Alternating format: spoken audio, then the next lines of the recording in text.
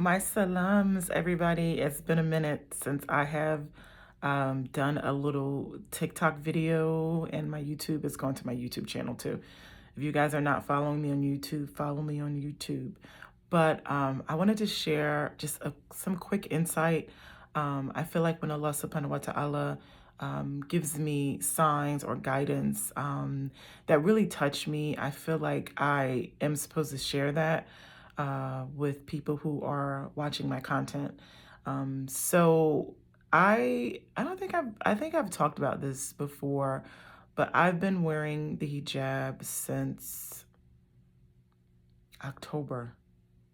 October? No, since January. Since January of 2024, I started wearing hijab.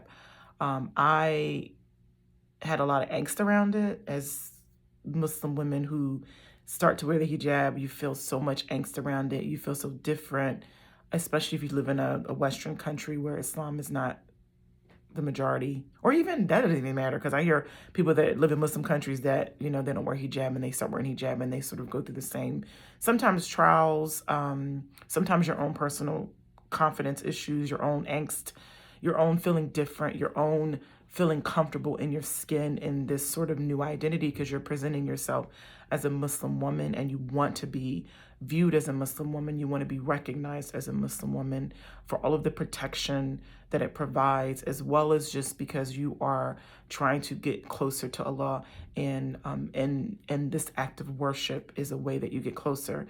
And I had all this angst around being an insurance agent, quote unquote, feeling professional in hijab, whatever that even means, and people taking me seriously in it, or people, customers, clients, prospects, new business, how would they view me in it? I had all this angst around it.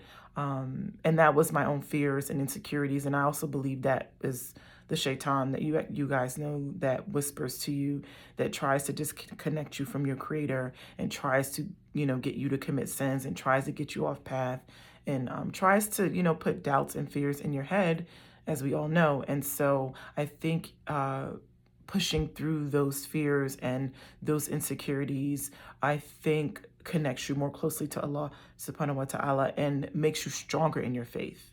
And so it's been a journey since January. I've, gone back and forth in my head about it. I haven't taken it off, but I have noticed the rewards that have come into my life and my business as a result of wearing it. I've noticed how all men, treat me differently. There's a higher level of respect. There's no flirting. There's opening doors. There's lowering their gaze, even when they talk to me. It's just all respect. That's all that I'm given, which is all that I want from a strange man that's not doing anything for me in my life, that I don't know their intentions when they're in my presence. All I want is respect. That's all I want from them. And that's what I get. So I get the power of the hijab now. Alhamdulillah. And so one thing I've noticed is, I prayed about it for so long before I did it. I would be in sajda crying about it because I didn't necessarily want to do it, but I knew it was the right thing to do. And I wanted to push past my own fears around it. And I've noticed that since I've been wearing it, Allah subhanahu wa ta'ala has blessed me with so much business out of the blue. I have had so many customers from other, I'm a farmer's insurance agent, from other farmers' insurance agents literally approach me, come into my office, call me, email me to transfer their business over to my agency. And they see that I wear hijab. I have hijab on in my website pictures. I have it, all like everywhere, my business cards. And I was feeling so fearful about how people would view me in it. And as I have become stronger in it and I feel more convicted in it and confident in it, Allah subhanahu wa ta'ala has blessed me with people that to them it doesn't matter.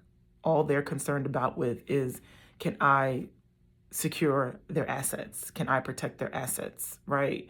As I'm protecting my own assets. I like that. I like that. I like how that felt.